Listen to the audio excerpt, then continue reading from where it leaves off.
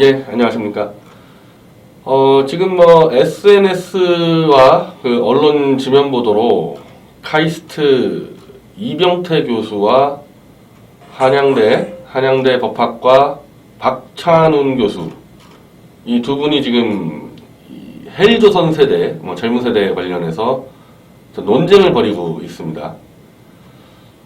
근데 대부분 지금 이른바 우리 당원도 그렇고, 이 보수 쪽 사람들은 이병태 교수의 지금 주장에 좀 더 공감을 지금 하는 것 같아요. 그러니까 이런 얘기인데, 지금 젊은 세대가 헬조선 그러고 정말 꿈과 희망이 없다, 좌절밖에 없는 세대, 많은 얘기가 나오잖아요. 그러니까 거기에 대해서 이제 이병태 교수가 우리 보다 더 윗세대, 그러니까 이병태 교수는 지금 70년대 후반 세대입니다. 그러니까 70년대 후반 학번.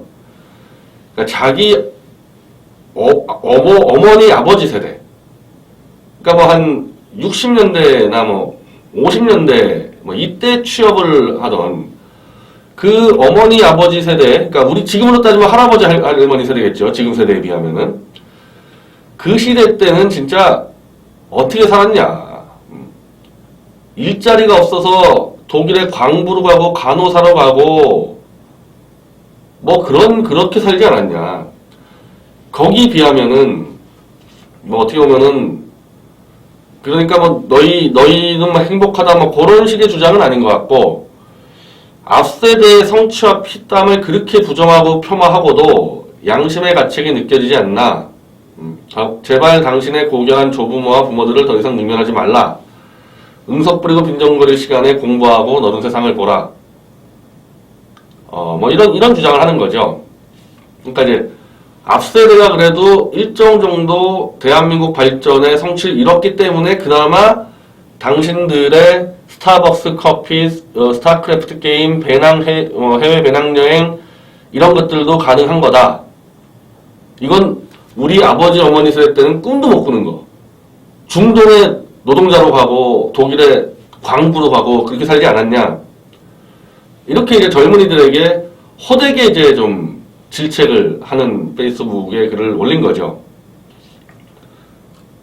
맞는 얘기입니다. 충분히 대한민국의 이 지식인이라면은 이런 정도는 얘기할 수 있어야 되죠. 지금 그나마 누리고 있는 물질적 풍요가 그냥 나온 게 아니라 50년대, 60년대, 70년대까지 정말 해외로 나가서 노동자로, 지금 우리가 보고 있는 이주 노동자, 그렇게 살아서 나라를 발전시킨 게 우리 아버지 어머니 세대다. 이걸 무시하지 마라. 잊지 마라. 이제 그런 주장을 한 거고, 이병태 교수에 대해 반박을 하는 글을 한양대 법학전문대학원 박찬훈 교수가 반박을 하는데,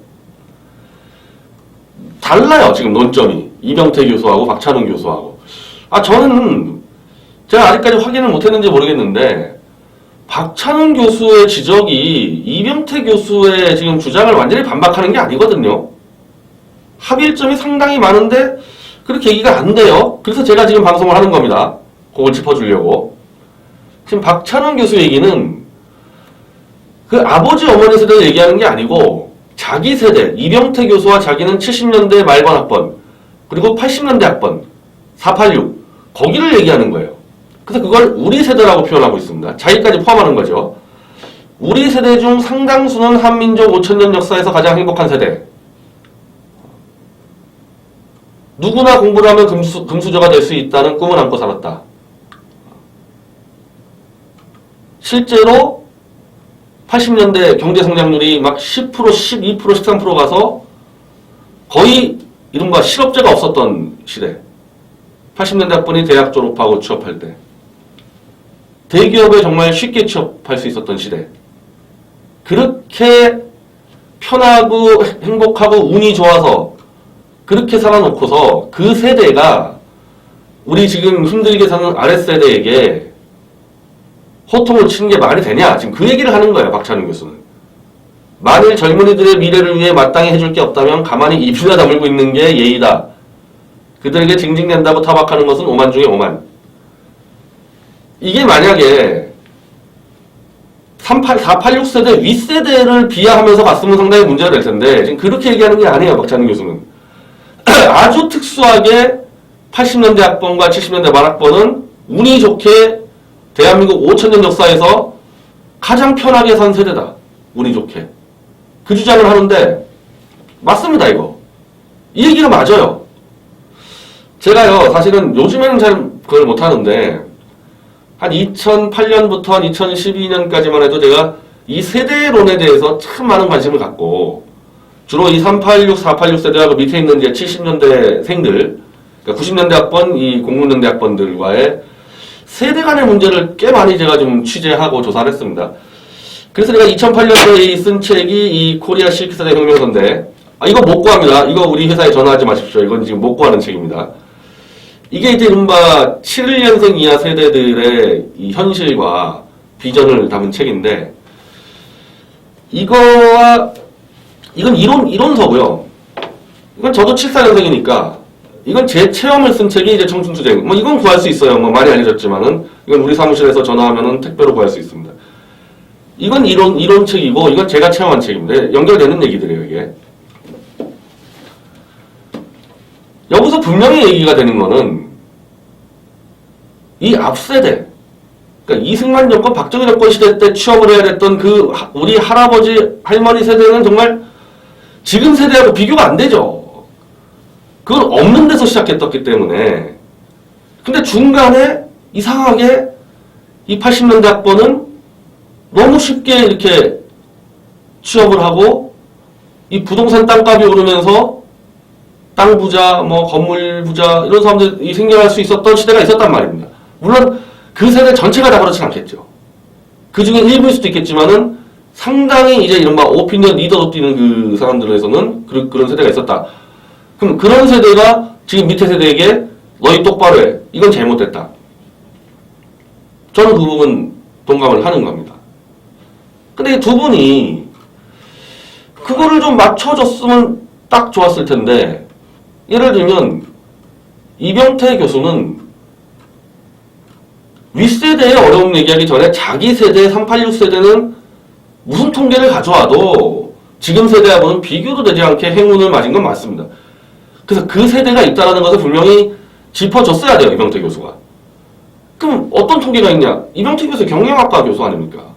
제일 쉽게 얘기할 수 있는 게 현대자동차 등등 대기업 제조회사, 거기 이른바 근로자들 평균 연령이 막 40대 중반 후반을 넘어갑니다. 그 근로자, 공장에서 일하는 이 노동자의 평균 연령이 40대 후반을 넘어간다는 얘기는 뭐겠습니까? 어느 순간부터 취업이 안 되는 거예요. 어느 순간부터. 386 세대가 취업해서 쭉 가서 가다가 어느 순간부터 이 취업자 수가 확 줄어든 거죠. 그러니까 연령대가 높아진 거 아니겠습니까? 그거는 경제 성장 여파도 있고 현대차나 삼성전자나 해외로 나가버렸기 때문에 그런 영향도 있겠죠. 분명한 거는 흔히 우리가 가고 싶은 대기업이라 했을 때 지금 이 취업해야 될 세대가 386 세대, 486 세대보다는 취업이 너무 어려워진 거는 현실이다. 그럼 거기다가 또 무슨 요인이 있겠어요? 바로 귀족노조. 귀족노조가 일자리를 완전히 장악하고 있는 겁니다. 공기업, 대기업 일자리를. 심지어 그 귀족노조는 이제 일자리까지 세습을 하죠. 아버지가 노조원이면은 가산점 받고. 그래가지고 사실은 젊은 세대들이 취업할 때가 없어지는 거예요. 난 이병태 교수가 그거 전문가잖아요, 그 분야에. 그런 식으로 끌고 왔었으면은 훨씬 더 박찬웅 교수라든지 젊은 세대들에게 오히려 더 공감을 크게 받지 않았을까. 근데 그거 얘기를 안 하니까 지금 문제가 되는 겁니다. 그리고 이제 박찬웅 교수는 뭘 얘기했어야 되냐면은 이병태 교수가 자기 세대 얘기한 게 아니잖아요. 그 앞세대를 얘기했잖아요. 그 앞세대가 했던 그 피눈물 나는 노력은 그건 지금 젊은 세대도 알고 있어야 된다. 너희하고 비교가 안 되게 살았다, 그분들은. 그걸 전제로 하고 갔어야 돼요. 그걸 전제로 한 다음에 바로 그 이병태, 박찬웅 교수 세대가 앞세대의 성과를 그냥 공짜로 먹은 거다. 그리고 그거를 귀족노조가 장악을 해가지고 아랫세대는 범접하지 못하게 성을 쌓아버렸다. 이렇게 연결됐었으면은 지금 막 온 매체에 마치 지금 이병태, 박찬웅이 막 좌우 논쟁을 하는 것처럼 이병태 교수가 보수 우파고 박찬웅 교수가 좌익 여기 좋게 얘기하면 진보 저는 진보란 말은 잘못했다 쓰지만은 좋게 표현한다면은 그 논쟁이 아니거든요. 지금 좌우 논쟁이 이거 명백히 세대 논쟁이에요. 근데 지금 그렇게 끌고 가고 있지 않습니까? 양쪽에서 하나씩 고리가 빠졌기 때문입니다. 자, 그러면 이병태 교수가 이야기한 그 우리 할아버지 할머니 세대는 얼마나 힘들었느냐? 볼 것도 없죠. 지금 젊은 세대가 들어가고 싶어하는 삼성전자, 포스코, 현대자동차, 현대건설 없었어요. 그런 지금 대기업이 만들어진 게 박정희 대통령이 집권한 다음에 경제개발 5개년 계획부터 유신까지 65년도부터 한 75년도까지 그때 설립된 회사들입니다. 현대차, 삼성전자, 포스코 이런 것들이. 그러니 50년대나 60년대에 취업을 했던 사람들은 대기업 원선에서 100번 떨어지고 그게 아니라 대기업이 없어요. 취업할 대기업이. 취업할 데가 아예 없는 겁니다. 그래서 서울대 상과대학, 그 당시 경제학과는 상과대학이라 불렀는데 상과대학 나온 사람들조차도 아주 극소수의 은행이 아니고는 취업을 못하는 겁니다. 막노동하고 농사 짓는 거예요. 그래서 그때는 은행이 정말 최고 직장이었죠. 은행 말고는 취업할 데가 없는 거예요. 그때 그리고 또 무슨 공기업이 많았습니까? 이제 관료 조직을 박정희 대통령이 처음 만들 때인데 공무원이 어디 있어요? 공무원을 박정희 대통령이 야 이거 국가경제 개발해야 되니까 좀 늘려야 되겠다. 늘려야 되는데 월급 줄 돈이 없어. 그래가지고 월급을 적게 주는 대신에 당신들 고생한 거는 공무원 연금으로 보상해 주겠습니다. 그래서 지금 이번에 박근혜 정권이 공무원 연금을 개혁해야 되는 상황까지 벌어진 거죠. 그때 돈이 없으니까 현찰을 못 주고 20년, 30년 뒤에 연금으로 우리가 보상해 드리겠다. 그 연금이 엄청나게 이제 불어나게 된 거죠. 그런 시대입니다. 그런 시대. 그러니까 독일로 나가고 우리가 지금 중동분만 얘기하는데 현대건설의 최초의 해외 건설이 태국의 고속도로 건설입니다. 그때부터 나갔어요. 그때부터 대학 졸업자들 다 건설사 노가다판으로 뛰어나갔고 그때 뛰어나간 게 이명박 대통령 아닙니까? 다 그런 시대였습니다. 지금하고 비교도 안 되죠. 지금은 기업이 있는데 노조가 장악해서 취업이 안 되는 거고 그때는 기업이 없었기 때문에. 근데 그럼 갑자기 왜 80년대에는 일자리가 엄청 늘어났느냐? 유신 때 경제적 목적은 중화권 육성이거든요. 어마어마한 국가 자본 전체를 어떻게 보면은 그 당시 대한민국이 쓸 수 있는 모든 자본을 그냥 중화법에다가 다 밀어 넣어버린 겁니다. 그거 실패했었으면 나라 절단 날 뻔한 건데 그게 그래도 굉장히 위험했어요. 유신 때. 왜? 올인 걸었으니까 그냥. 올인 걸어가지고 뭐 아니면 도다에서 승부를 걸었는데 그때 키웠던 중화학공업들이 80년대 대박을 터뜨리는 거예요. 왜? 3절 효과 때문에. 원유 떨어져, 원화절상돼, 원화절하돼 이런 문제들 때문에 그때 삼성전자, 현대자동차, 현대중공업 80년대에 대박을 터뜨려요. 그때부터 막 성장률이 200%, 300% 성장하는 겁니다. 이 대기업들이. 그리고 경제 성장률은 12%, 13%. 그러니 대학만 졸업하면 대기업은 그냥 다 들어가는 거죠. 그렇게 많은 기업들이 성장을 했으니까. 그때 왕창 들어가면서 87년 민주화운동이 이제 벌어지죠. 그리고 나서 80년대 후반에는 바로 노동운동이 시작됩니다. 그러면서 노조 기득권을 철통같이 지키는 거죠. 그때 왕창 들어가고 쉽게 얘기하면 문을 닫아버린 겁니다. 평생 직장을 보장하게 만들어 놓은 거죠. 그리고 아니 자꾸 이제 이 노조 이게 도저히 이게 경영이 안 되니까 해외로 나가는 거죠. 웬만하면 해외로 나가겠다. 일자리 없어지는 거죠. 일자리 없어지는 겁니다. 그것 때문에. 그러면 이 박찬웅 교수가 지금 얘기한 대로 미래에 대한 비전을 얘기할 자신 없으면 입을 다물라. 저는 왜 이병태 교수가 이 얘기를 못하는지 모르겠어요. 지금 잠깐 잊어버리신 것 같은데 그 얘기 하세요. 486 낡은 세력이 노조로 기업을 장악해가지고 공기업다 장악해가지고 일자리 없다. 일자리 없어.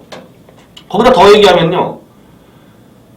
486 세대가 한 가지 얻은 또 하나의 이 축복은요. 바로 김대중 정권 때 벤처 붐을 타고 올라갔다는 거죠. 벤처 창업을 하기에는 저 같은 74년생은 그 당시에 대학생이었기 때문에 창업을 제대로 못 들어가고 한 10년 위세대가 90년대 후반때 벤처 창업 시장을 장악을 했습니다. 그래서 네이버의 이혜진, 안랩의 안철수, 다음에 이재용 등등이 386, 486이 벤처 시장까지 쫙 장악을 들어가는데 미국도 그래요, 그거는. 그것도 미국도 이른바 애플의 창업자 스티브 잡스나 빌 게이츠가 다 같은 세대입니다. 60년대생들이죠.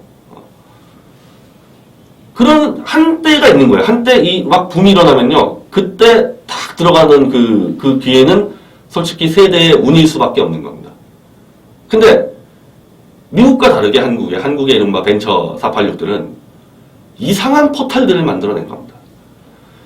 미국의 이 벤처 창업가들이 구글이라는 오픈 베이스의 포털을 만들어서 수많은 벤처 창업을 이끌고 나가는 것과 반대로 대한민국의 다음 카카오나 네이버 같은 폐쇄형 포탈 다 가두리 양식장처럼 가둬가지고 자기들끼리 해먹는 거 이러면서 그냥 뒤에서 들어가는 70년대, 80년대생 벤처기업까지 다 죽어나가는 것 때문에 마치 귀족노조가 공기업, 대기업을 장악해서 밑에 세대가 다 죽어나가듯이 청년들이 뚫고 나가야 될 벤처기업을 486이 장악해서 엉망진창으로 만들어 놓은 거예요. 완전히 약육강식. 힘 있는 자가 다 뺏어먹는. 그것 때문에 또 안 되는 거예요. 그것 때문에. 그리고 또 하나 있습니다. 문화산업으로 진출해야 되거든요. 이 대한민국 청년들이 문화산업으로 촥 들어가야 되는데 연예산업이 이게 완전히 그냥 개판 5분 전으로 만들어놨습니다. 법과 질서가 없고 여기도 그냥 집어삼켜버리는 코스닥 등록하려고 막 맨날 우회상장하고 그냥 독과점하고 이쪽이 정상적인 산업시장이 안 되니까 그렇게 하려고 그러더라도 이쪽에서 일자리가 안 늘어나요. 해먹는 사람이 똑같이 해먹습니다. 공기업, 대기업 취업 안 돼. 벤처 안 돼. 문화산업 안 돼. 뭐 먹고 삽니까? 젊은 애들이. 안 되잖아요. 여기다 대고 솔직히 이제 너희 공부 똑바로 해라. 이건 안 된다. 이건 안 먹히는 얘기예요. 이 구조적으로 안 되는 건데 지금. 그래서 2017년도에 현재 통계가 청년 실업률이 막 12% 13%라 그러잖아요. 이게 점점 늘어납니다. 이게 체감 실업률이 34%. 현대경제연구원에서 나온 5월 통계입니다. 체감 실업률 34%. 그리고 리크루트에서 조사한 바로 따지면은 20대 취업에 대한 좌절감을 갖고 있는 사람이 97%, 24%는 취업 포기. 24% 취업 포기라는 얘기 뭐냐? 실업자에 안 잡힙니다. 구직 활동을 포기한 사람은 실업자에 안 잡혀요. 이걸 니트족이라 그러죠. 이게 수백만 명 깔려 있는 겁니다. 이게 취업을 포기하고 학업도 포기하고 집에서 댓글만 쓰는 이런 현실을 보고 너희 공부 열심히 하고 우리 앞세대를 배워 이건 안 먹힙니다. 이건 이병태 교수가 이런 식으로 얘기하면 안 되는 거예요. 미래를 보장해 줄 수 있는 대안들을 끊임없이 제시해 줬어야 되는 겁니다.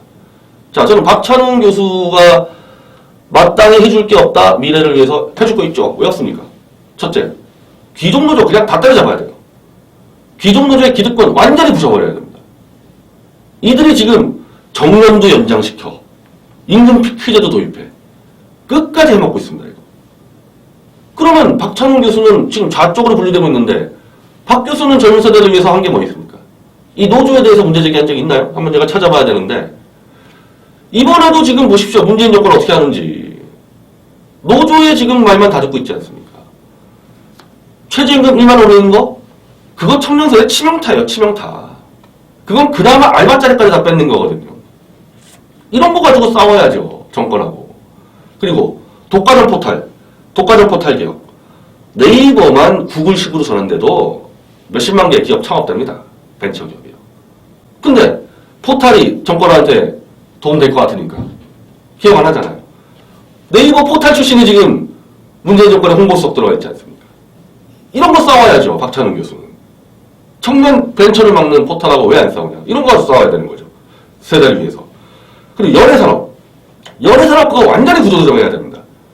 그거는 개혁 입법을 통해서 미국식 공인 에이전시 제도를 통해서 투명화, 법 질서가 관철되고 독과점을 막을 수 있는 개혁 입법을 통해서 전면적으로 다 뜯어고쳐야 됩니다.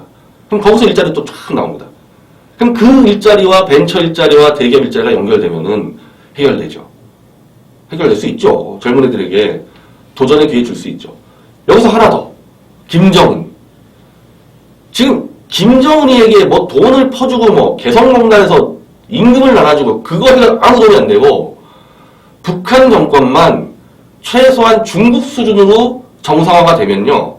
역시 현대경제원 연구 통계입니다. 남한이 11%, 북한이 20% 경제성장률 나옵니다.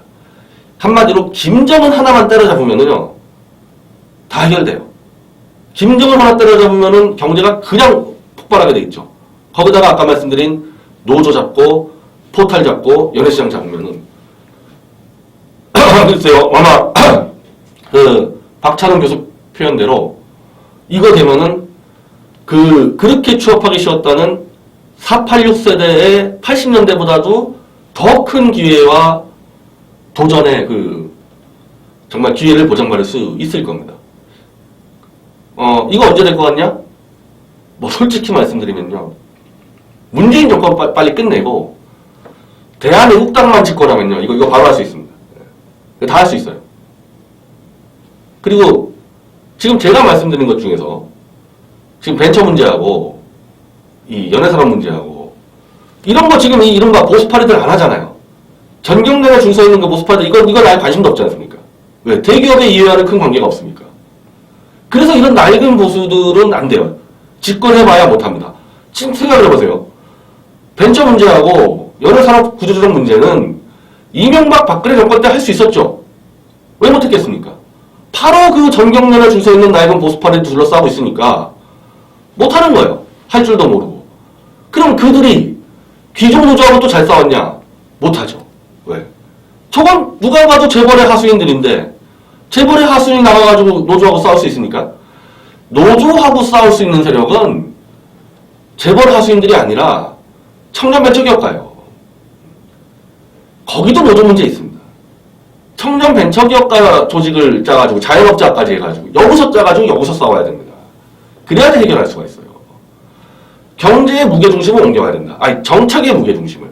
경제는 대기업이 이끌고 가겠죠. 근데 정책의 우선순위, 정책의 이슈는 바로 청년벤처사업가와 자영업자로 옮겨와서 거기서 싸웠으면요. 노조 싸울 수 있고 다 싸울 수가 있는 거죠. 대기업에 주신 보수파리 때문에 아무것도 못한 겁니다.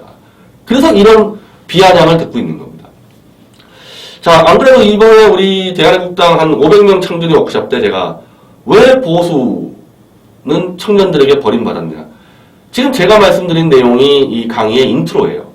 이 강의 인트로니까. 그거 1시간 강의를 할 텐데, 그 현장에서. 유튜브로 아마 방송되면은 뭐 잘 지켜봐 주십시오. 우리는 낡은 보수파리하고 분명히 다릅니다. 분명히 달라요. 그리고 꼰대처럼 너희 열심히 공부하고 일만 해. 이거 아닙니다. 20, 30대들의 현실 잘 알고 있고 대한 정책적으로 돌파할 수 있습니다.